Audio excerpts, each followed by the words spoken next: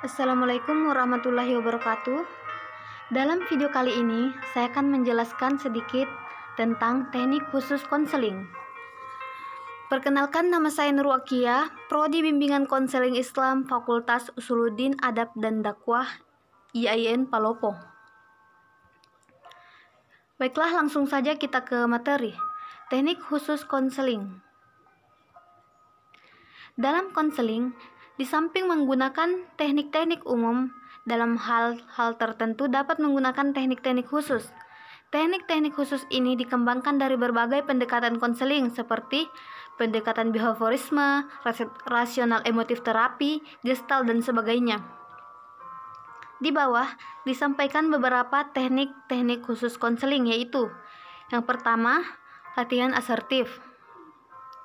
Teknik ini digunakan untuk melatih klien yang mengalami kesulitan untuk menyatakan diri bahwa tindakannya adalah layak atau benar.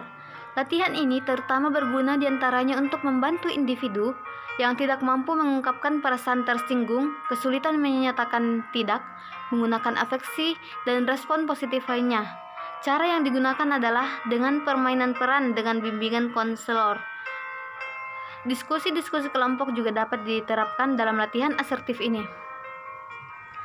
Berikutnya yaitu desensitisasi sistematis.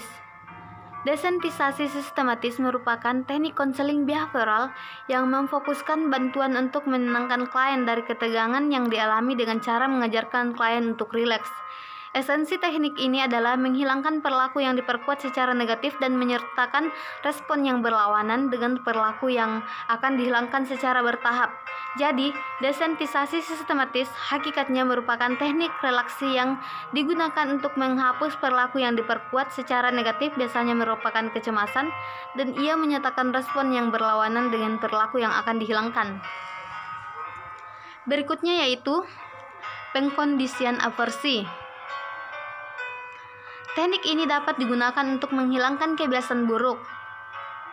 Teknik ini dimaksudkan untuk meningkatkan kepekaan klien agar mengamati respon pada stimulus yang disenanginya dengan kebalikan stimulus tersebut. Stimulus yang tidak menyenangkan yang disajikan tersebut diberikan secara bersamaan dengan munculnya perilaku yang tidak dikehendaki kemunculannya. Pengkondisian ini diharapkan terbentuk asosiasi antara perilaku yang tidak dikehendaki dengan stimulus yang tidak menyenangkan. Berikutnya yaitu pembentukan perilaku model. Teknik ini dapat digunakan untuk membantu perilaku baru pada klien dan memperkuat perilaku yang sudah terbentuk. Dalam hal ini, konselor menunjukkan kepada klien tentang perilaku model, dapat menggunakan model audio, model fisik, model hidup, atau lainnya yang teramati dan dipahami jenis perilaku yang hendak dicontoh. Perilaku yang berhasil dicontoh memperoleh ganjaran dari konselor. Ganjaran dapat berupa pujian sebagai ganjaran sosial. Selanjutnya yaitu permainan dialog.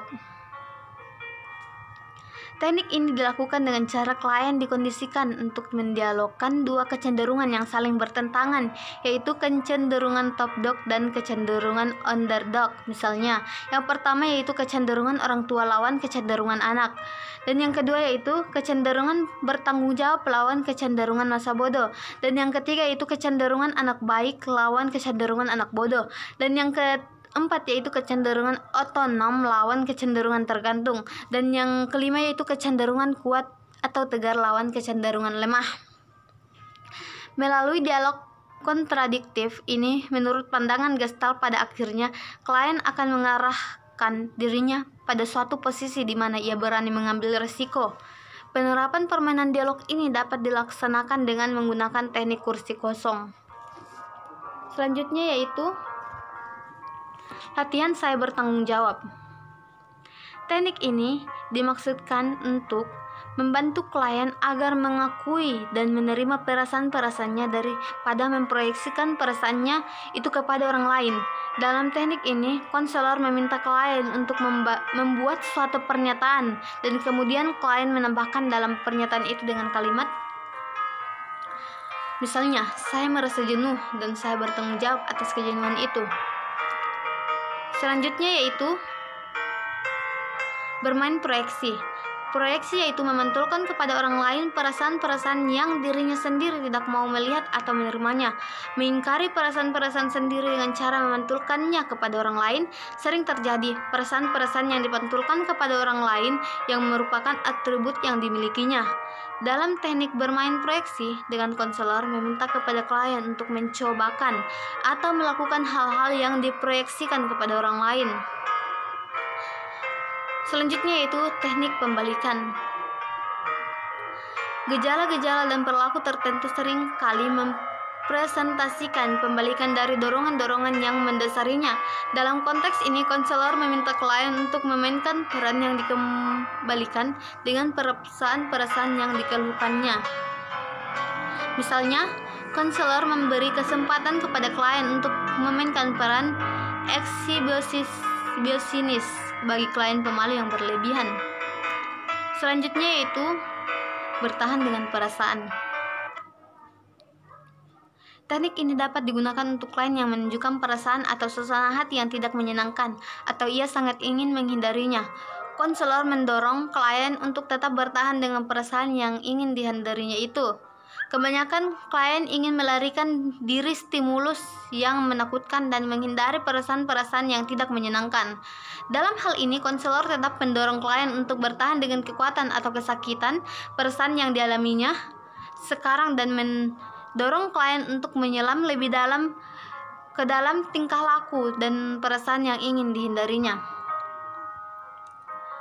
Homework assessment.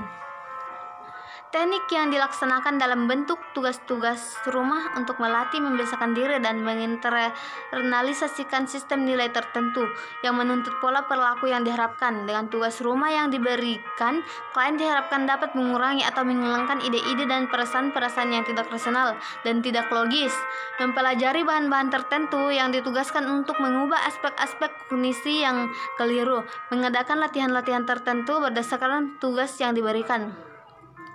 Pelaksanaan homework assessment yang diberikan konselor dilaporkan oleh klien dalam suatu pertemuan tatap muka dengan konselor.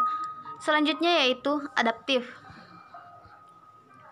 Teknik yang digunakan untuk melatih, mendorong, dan membiasakan klien untuk secara terus-menerus menyesuaikan dirinya dengan perilaku yang diinginkan.